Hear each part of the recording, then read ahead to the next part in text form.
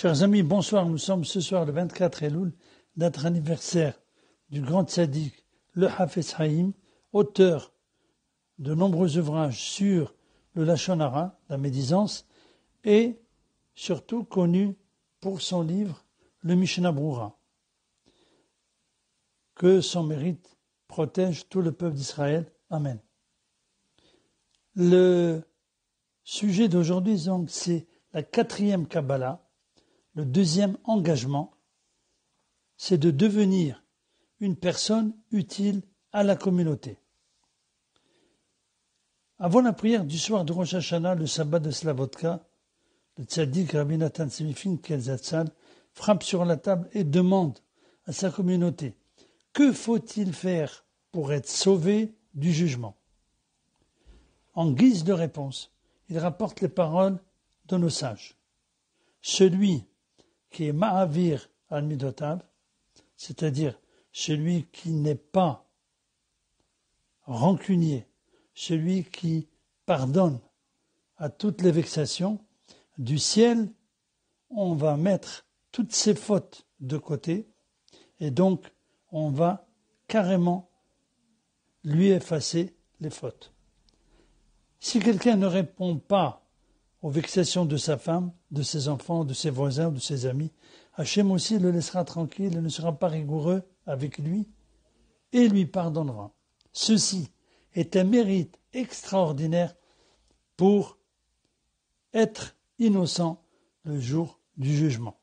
Cependant, après la prière, le sabbat de Slavotka frappe à nouveau sur la table et dit: c'est vrai que ce premier conseil est excellent, mais parfois, pour casser des mauvais traits de caractère, il faut beaucoup de temps. Et cela ne se fait pas de façon immédiate. J'ai donc un autre conseil qui n'est pas moins bon que le premier. Il rapporte les paroles de Rabbi Israël de Salon Zatzal: Hachem est juste et droit, et il juge l'homme aussi en fonction de ce qui l'entoure.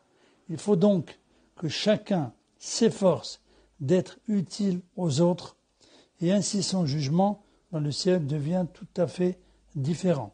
C'est-à-dire que si une personne, en tant qu'individu, mérite une punition, mais que son entourage ne la mérite pas, alors lui aussi ne sera pas puni.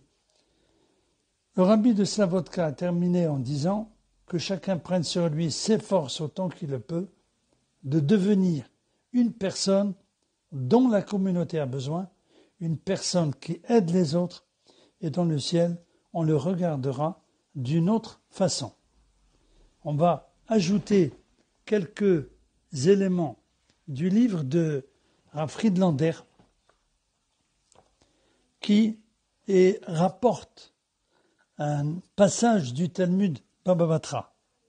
Toutes ces dakas ou chesed, œuvres de bonté, que le peuple d'Israël fait dans le monde, provoquent la grande paix et les grands défenseurs entre le peuple d'Israël et leur Créateur.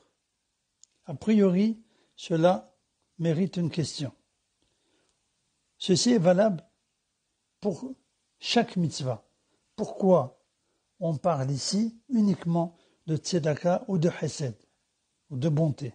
La réponse, c'est qu'ailleurs, la paix est normale et les défenseurs sont normaux. Mais ici, le texte dit une grande paix et de grands défenseurs grâce à ces mitzvot de tzedaka et de chesed. Celui qui aime le bien, dans le ciel, on va le voir d'un œil favorable.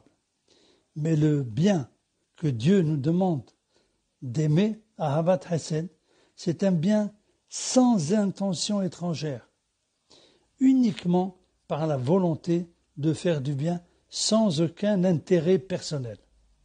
On peut arriver à ce niveau lorsqu'on diminue son égocentrisme, qu'on ne pense pas qu'à soi-même, mais qu'on pense aux autres, on voit leur manque, on ne devient plus indifférent à leur sort et on a une envie intérieure de les aider.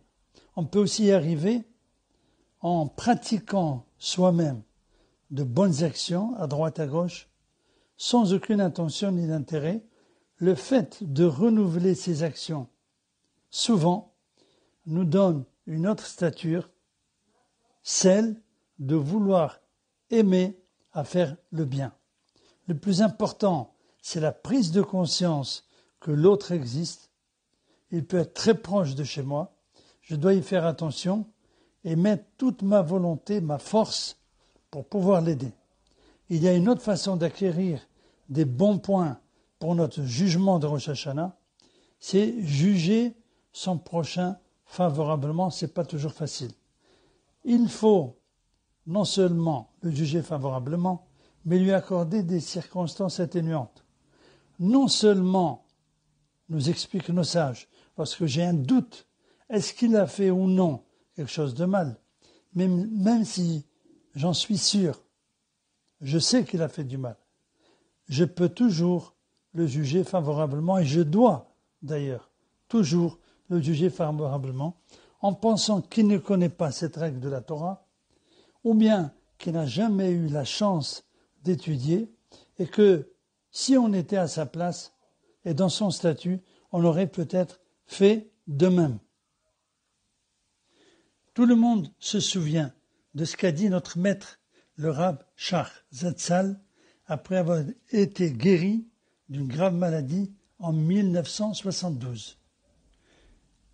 Du ciel, on m'a donné la vie grâce à la communauté, et non pas grâce à mes propres mérites. C'est pour cela qu'il a continué à donner ses cours de Torah jusqu'à ses dernières forces, car il a dit que ces années qu'on lui a rajoutées, elles ne sont pas pour lui, mais elles appartiennent à la communauté. Le Gaon, Rav Shmuel Rozovski Zatzal, a rajouté: même un jeune étudiant ou un avrer, celui qui consacre toute sa journée à étudier, peuvent eux aussi faire partie de ceux qui donnent du mérite à la communauté. Si ce jeune étudiant ou cet avrer sont très sérieux dans leur étude, s'ils étudient en s'abstenant de parler de choses vaines pendant leurs études, s'ils ne perdent aucun moment lorsqu'ils sont au Beth Midrash, à la maison d'études, alors ceux qui les voient vont apprendre d'eux et voudront faire la même chose. Ils deviennent donc des personnes utiles au public. Il y a a priori des gens qui pensent de ne pas avoir assez de valeur et qu'ils se disent tout au moins qu'ils sont trop petits pour imaginer devenir quelqu'un dont la communauté a besoin. C'est complètement faux, car chacun peut faire le bien autour de lui, que ce soit avec son argent, avec son temps, avec son corps, ou bien même avec ses conseils. Plus encore, donner simplement un sourire à l'autre est quelque chose de très important. Il arrive parfois de dire Boker Tov, accompagné d'un beau sourire à son voisin. Cela va lui permettre de passer une bonne journée pleine de force et de joie. Et si même nous-mêmes, nous sommes dans une période difficile, se forcer de sourire à l'autre a une très grande valeur et un mérite énorme. Ainsi, nous mériterons que du ciel, on nous juge non pas simplement en fonction de nos propres mérites, mais aussi en fonction du mérite de ceux qui nous entourent. Un point important, avant la sonnerie du chauffard, selon notre maître Rabbi Israël de Salente, c'est le moment propice où il faut prendre cet engagement. C'est-à-dire, il faut toujours que cet engagement soit facile à accomplir pour ne pas trébucher, et il faut donc adopter la politique des petits pas, c'est-à-dire prendre un petit engagement le jour de Rosh Hashanah, et avec l'aide d'Hachem, développer ces engagements en les multipliant et en devenant de mieux en mieux un Shomer Torah Mitzvot, un serviteur de Dieu. Voilà ce qu'on pouvait dire pour aujourd'hui. Il ne reste plus qu'à prier pour la guérison de tous les malades, la fin de la pandémie et la venue du Mashiach très bientôt de nos jours. Be'ezat Hashem. Merci de votre écoute. À bientôt. Be'ezat Hashem.